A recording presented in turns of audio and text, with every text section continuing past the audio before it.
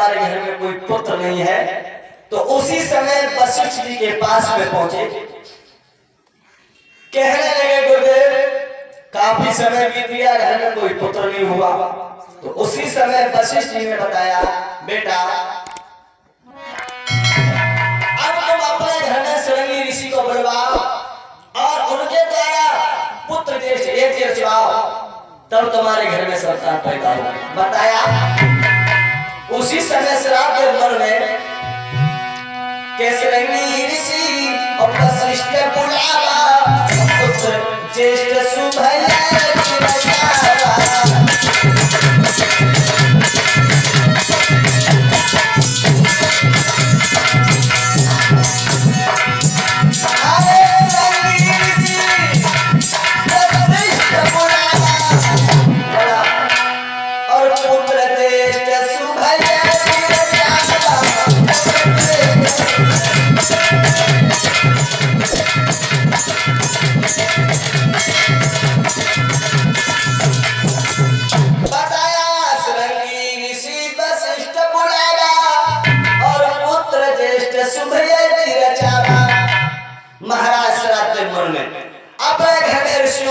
आमंत्रित किया और पुत्र ज्येष्ठ यज्ञ की रचना प्रारंभ करवाई।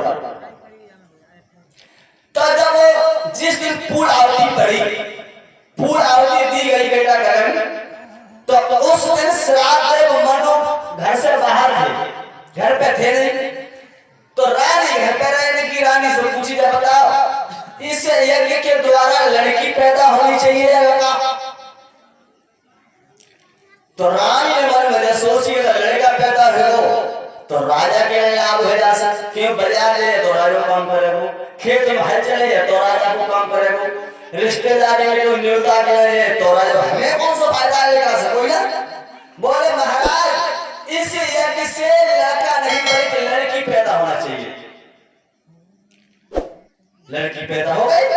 श्राप में मतलब लौट करके आए तो बोले महाराज हमने तो पुत्र के लिए कराया था, ये पुत्री ऐसा करो, हमें ये मालूम पड़ता है आपके मंत्रों में कुछ कमी रह गई, आपके मंत्र सही से नहीं हो पाए पूरे। तो ऋषियों ने कहा श्राद्ध मनु, न तो हमारे मंत्रण में कोई कसर आई है और न ही हमारा विधान अधूरा रहा है, केवल तुम्हारी लला और तुम्हारी रानी की सलाह नहीं की पहले से कि इस यज्ञ से पैदा क्या हुआ, उत्पन्न कौन हो। तो बोले महाराज या तो उस लड़की को लगा कर दो या हमें कोई दूसरा पुत्र दे दो, क्योंकि महाराज हमारा सिंहासन खाली है, उस पर कोई बैठने वाला नहीं है। तो उसी समय कहने लगे हैं सप्तऋषि के पुत्र तो दूसरा नहीं मिलेगा। फिर दोबारा से विधान चाहा उस लड़की को